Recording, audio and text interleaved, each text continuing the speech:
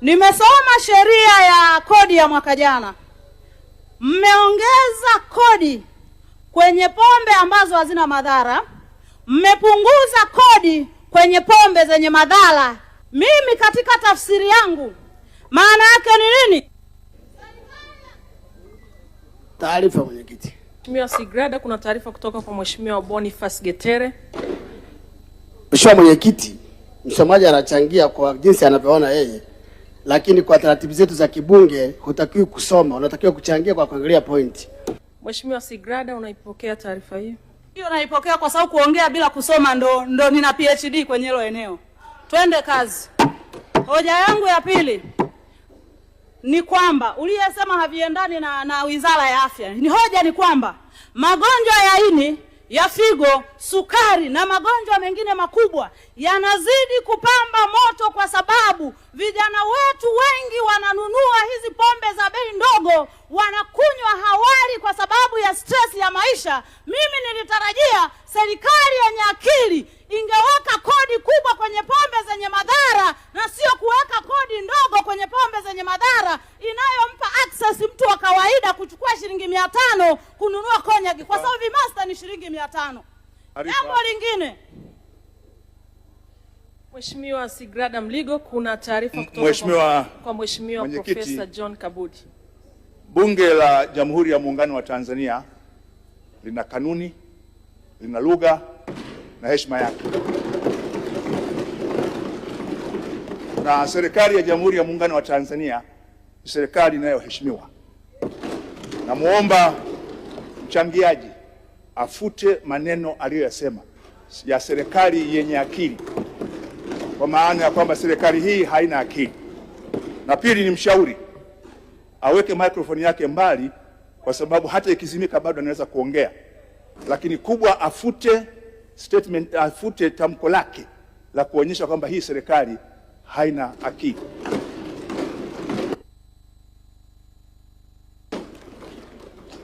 Mheshimiwa Sigrada Mligo, kwanza naomba uondoe haya maneno ambayo yameelekezwa pana Chief Whip, alafu ipokee taarifa na uendelee kuchangia.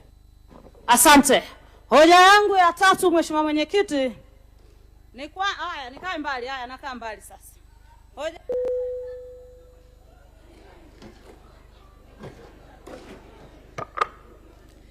Mheshimiwa Sigrada Mligo, kwa mujibu wa kanuni unapaswa kufuata maelekezo ya kiti.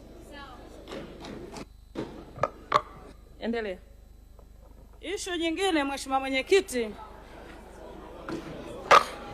Jambo lingine, Mheshimiwa Mwenyekiti. Mheshimiwa Sigrada Mligo, nilikuelekeza ufute yale maneno uliyotamka, halafu upokee taarifa iliyotolewa na Chief Whip, ndipo uendelee kuchangia.